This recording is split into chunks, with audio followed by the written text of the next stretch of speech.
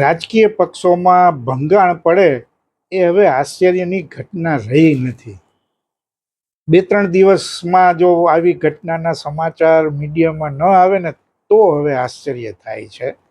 કારણ કે છેલ્લા થોડા વર્ષોમાં એટલી બધી ઘટનાઓ બની છે અને મોટા ભાગે ભાજપ શાસક પક્ષ છે અને સામેના વિપક્ષોમાં આવા ભંગાણની ઘટનાઓ બહુ બધી બની છે. ગોવા, મણિપુરથી માંડી છેલ્લે પશ્ચિમ બંગાળથી મહારાષ્ટ્ર સુધી તમે આના દાખલા જોઈ શકો છો.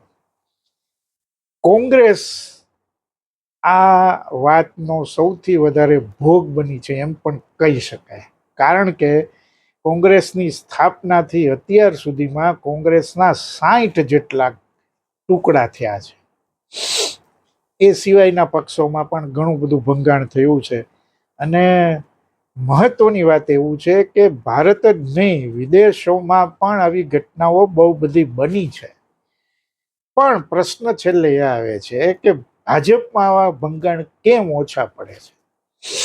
2-4 ઘટનાઓ છે. ગુજરાતનું ખજુરાહો પ્રકરણ, જે શંકરસિંહ વાઘેલાએ બળવો કર્યો, અથવા તો કર્ણાટકમાં યેદિયુરપ્પાએ થોડું કર્યું, તો એવા થોડા છૂટા છવાયા કેસો છે. પણ ભંગાણ પડ્યું હોય અત્યારે જે રીતે એક પક્ષમાંથી કેટલાક ધારાસભ્યો કે કેટલાક સંસદ સભ્યો બીજા પક્ષમાં ચાલ્યા જાય, ભાજપમાં જોડાય કે એનડીએમાં જોડાય, એવું ભાજપની સાથે બન્યું નથી. એ સમજવા જેવી ઘટના છે. આજે આ આખા વિષય ઉપર વાત કરવી છે. થોડો લાંબો એપિસોડ થવાનો છે પણ બહુ ઇન્ટરેસ્ટિંગ છે, એટલે છેક સુધી જોજો.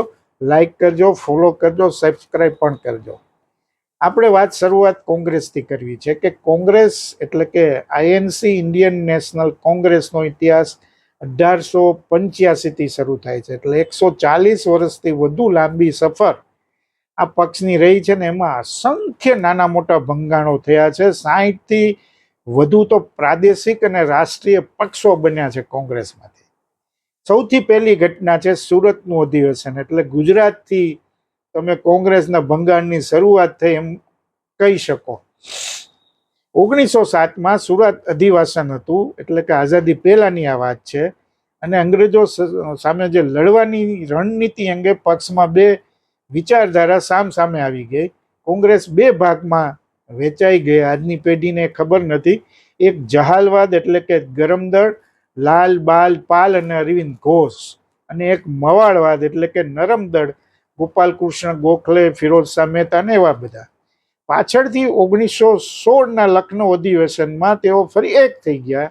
અને આ સિવાય આઝાદી પહેલા નેતાજી સુભાષચંદ્ર બોઝે અલગ થઈને ફોરવર્ડ બ્લોક બનાવ્યું 1939માં, અને મોતીલાલ નહેરુ ને ચિત્તરંજન દાસે સ્વરાજ પાર્ટી 1923માં બનાવી હતી.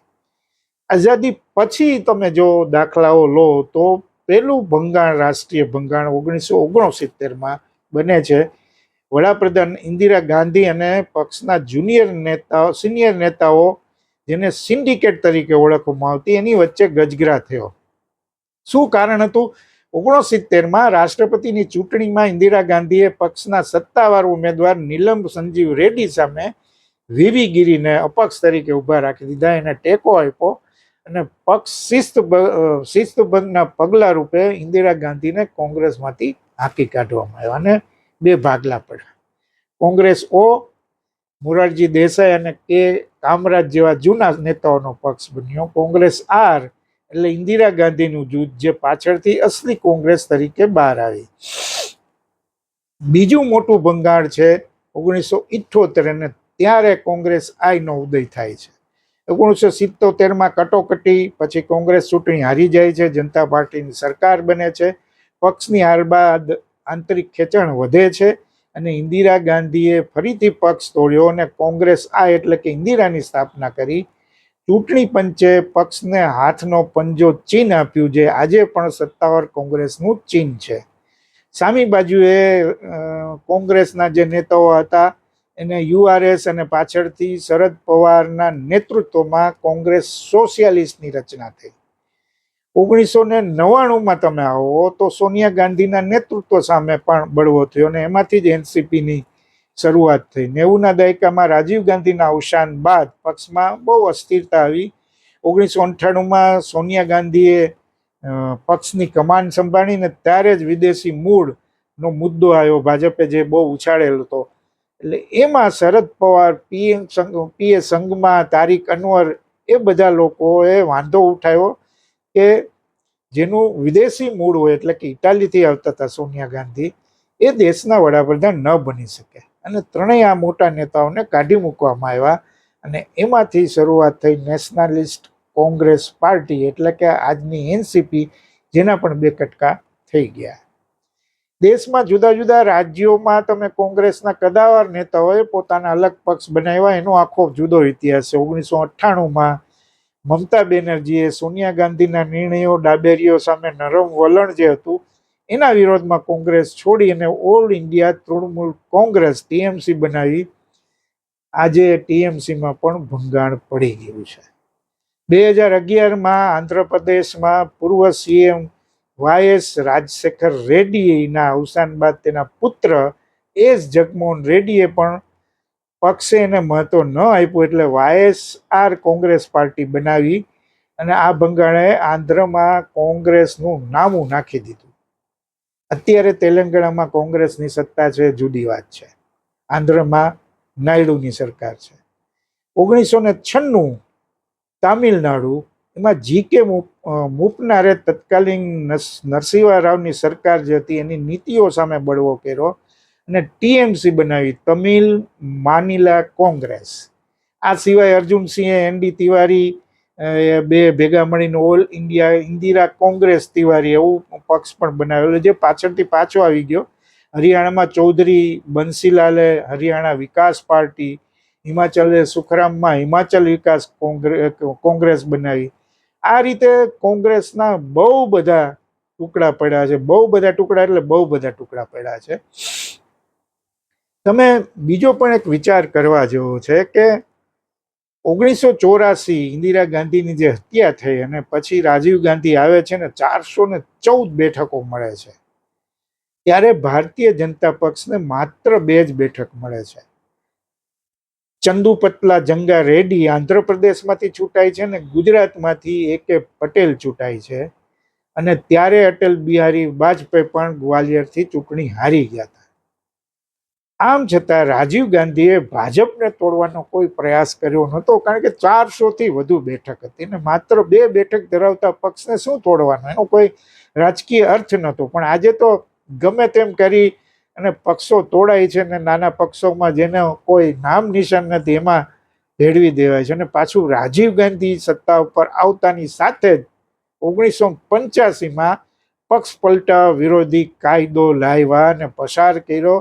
અને આ કાયદાનો હેતુ એ જ હતો કે નેતાઓ વારંવાર પક્ષ બદલીને સરકારો અસ્થિર ન કરે. એટલે આ રાજીવ ગાંધીને ક્રેડિટ થાય છે. જોકે આ પક્ષ પલટા કાયદાના ભાંગીને ભૂકો ને એની છટકબારીઓ એટલી બધી બનાવી છે ને, એ લોકો એવી રીતે ઘડી જાય છે 2/3 સંખ્યા હોય ત્યારે. પણ કોંગ્રેસે પણ આવા પક્ષ તોડવાના કાર્યક્રમો બહુ બધા કર્યા છે. 1980 હરિયાણા બહુ બધો જાણીતો કિસ્સો છે. એના પછી જ આ પક્ષ પલટાનો કાયદાની વાત આવી. 1979માં ભજનલાલ જનતા પાર્ટીના નેતા તરીકે હરિયાણાના મુખ્યમંત્રી બન્યા અને 1980માં કેન્દ્રમાં ઇન્દિરા ગાંધી પ્રચંડ બહુમતી સાથે પાછા સત્તામાં આવ્યા. અને ભજનલાલે જોયું કે કોંગ્રેસ આવી ગઈ છે કેન્દ્રમાં, એટલે તેમણે રાજીનામું આપવાના બદલે પોતાના આખા મંત્રીમંડળ અને બહુમતી ધારાસભ્ય સાથે રાતોરાત જનતા પાર્ટી છોડી અને કોંગ્રેસમાં એણે પ્રવેશ કરી લીધો. મુખ્યમંત્રી પણ એ જ રહ્યા, સરકાર પણ એ જ રહી, પણ પક્ષ બદલાઈ ગયો. ઇન્દિરા ગાંધીએ આખું ઓપરેશન એની નિગેબાની તળે થયું તો બહુ જાણીતી વાત છે. અને 356ની જે બંધારણની કલમ છે એનો ઉપયોગ ઘણીવાર ઇન્દિરા ગાંધીના શાસનમાં થયો છે. અને એમ ગણવામાં આવે છે કે ઇન્દિરા ગાંધીના શાસનકાળ દરમિયાન અંદાજે 50 જેટલી વાર અલગ અલગ રાજ્યોની ચૂંટાયેલી સરકારોને બરખાસ્ત કરી અને ત્યાં રાષ્ટ્રપતિ શાસન નાખવામાં આવે. 1984માં ફારૂક અબ્દુલ્લાની સરકાર તોડી હતી, બહુ જાણીતો કિસ્સો છે. આંધ્રમાં એનટી રામારાવની સરકાર 1984માં તોડવાનો પ્રયાસ પણ થયો હતો. એટલે ભૂતકાળમાં આ રીતે બંધારણની અમુક કલમનો ઉપયોગ કરવામાં આવતો ને રાજ્યપાલનો એમાં ઉપયોગ મહત્વનો હતો, એનો દુરુપયોગ થતો હતો. આજે ઈડી સીબીઆઈની એજન્સીઓ નો ઉપયોગ થાય છે એ જુદી વાત છે.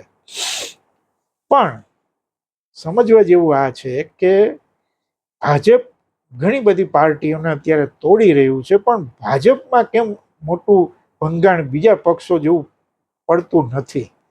કેટલાક દાખલા છે નાના મોટા, જેમ કે ગુજરાત 1995-96 ગુજરાત જે ભાજપનો મુખ્ય ગઢ ગણાયો અને એના પ્રયોગો પણ રાષ્ટ્રીય કક્ષાએ થયા.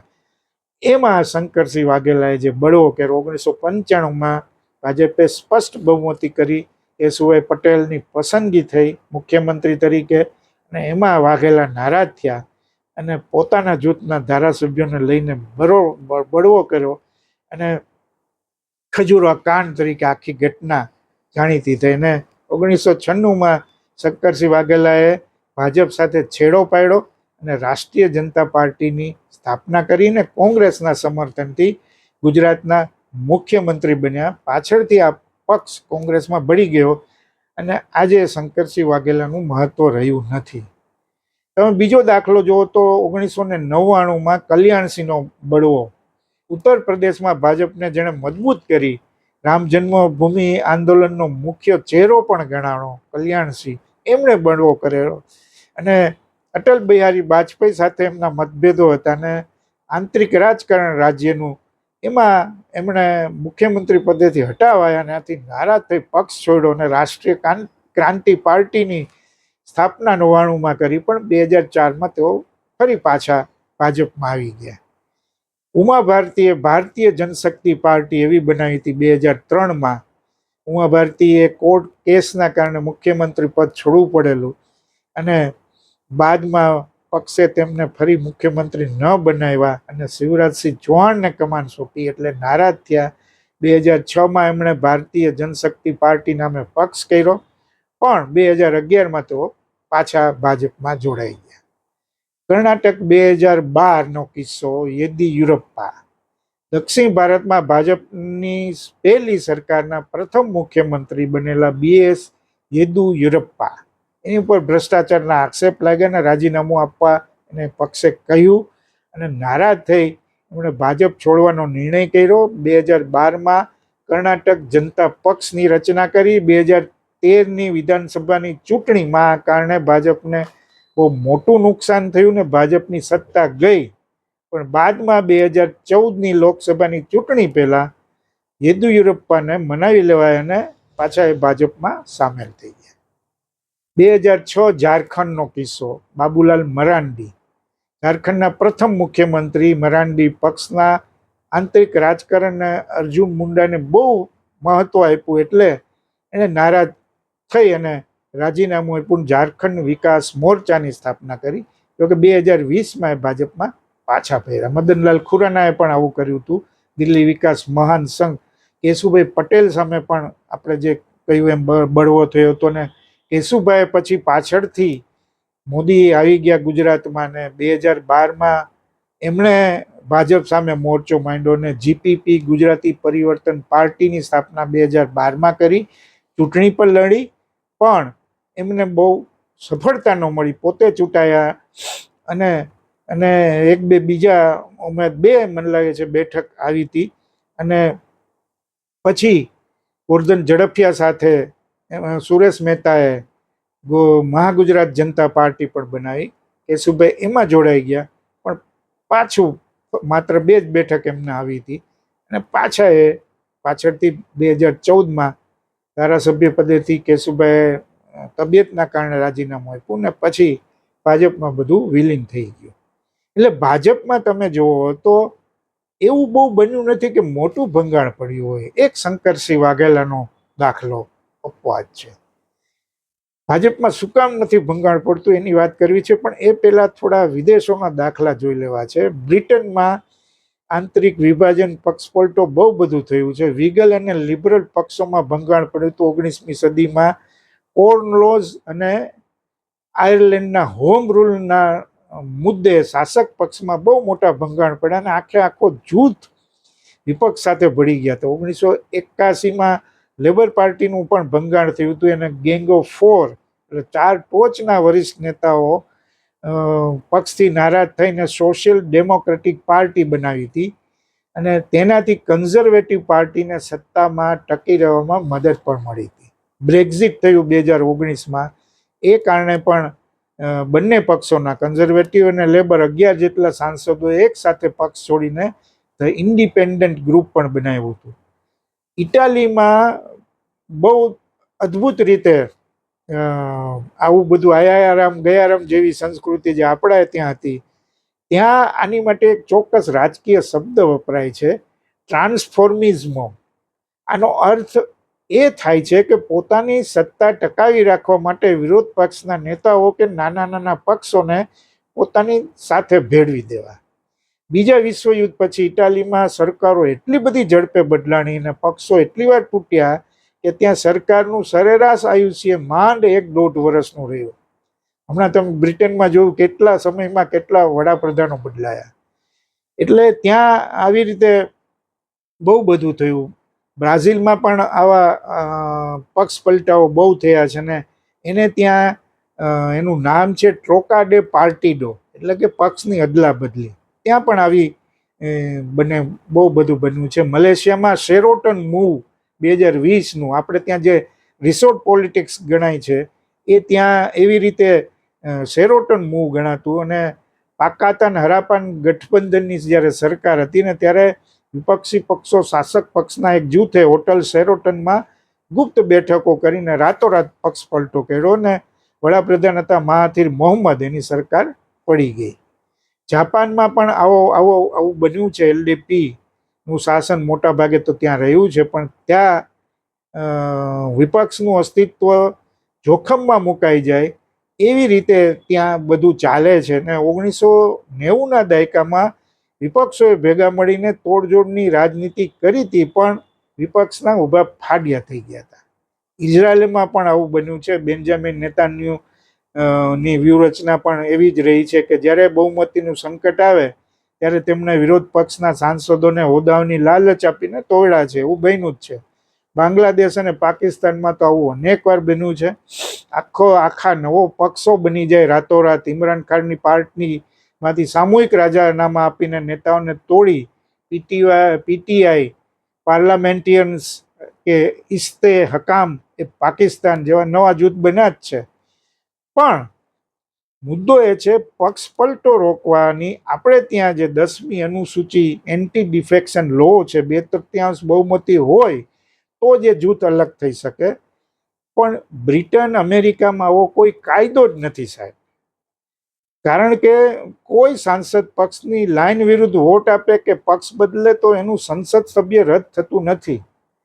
ભારતમાં એવું થાય છે. એટલે મુખ્ય તફાવત આ છે કે આપણે ત્યાં આવો કાયદો છે. અલબત્ત એની ઘણી બધી છટકબારીઓ છે, એ જુદી વાત છે. પણ હવે મુખ્ય પ્રશ્ન કે ભાજપ કેમ તૂટતો નથી? ભાજપ પાસે 2 જ બેઠકો હતી 1984માં. ત્યારે કોઈ પણ પક્ષનું મનોબળ તૂટી જાય સાહેબ, પક્ષ વિખેરાઈ જાય, પણ ભાજપમાં એવું નહોતું થયું. એ સમયે પણ પક્ષ તૂટ્યો નહોતો. અને ત્યાર પછી ક્યારેય કોંગ્રેસની જેમ તેના આખા મોટા કટકા થયા હોય એવી એક પણ ઘટના જોવા મળતી નથી, શંકરસિંહ વાઘેલાને બાદ કરતા. આના મુખ્ય કારણો ક્યાં છે? 5 કારણો આપણે જોઈ જવા છે.